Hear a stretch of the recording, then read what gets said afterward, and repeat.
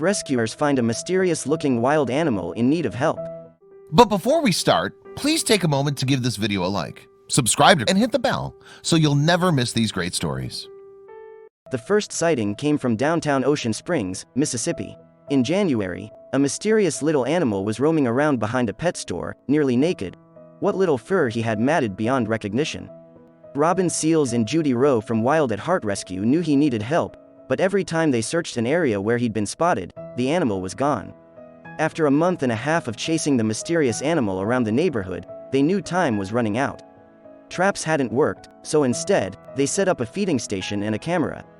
They watched the trail camera for hours, learning the animal's habits until finally, they were able to get close to him. When I threw the net over him, it was the biggest adrenaline rush I think I'd ever had from relief, Rowe told the Dodo.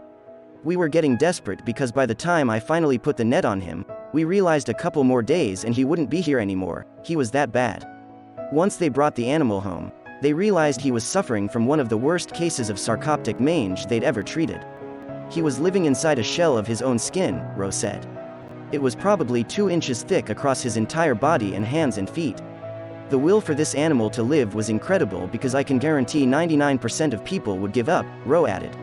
He definitely has taught us a lesson in perseverance. The animal was in pain and terribly itchy, but with help from Rowe and Seals, he began to feel better. We did the protocol of putting him in warm, soapy water, and just brushed him and tried to get the scales off him, Rowe said. And we realized there was a beautiful little raccoon under there. They named the senior raccoon Hobo, and after weeks of treatment, he started coming back to life. Hobo now lives in an outside enclosure with a slide, a den, 2 swimming pools and trees to climb.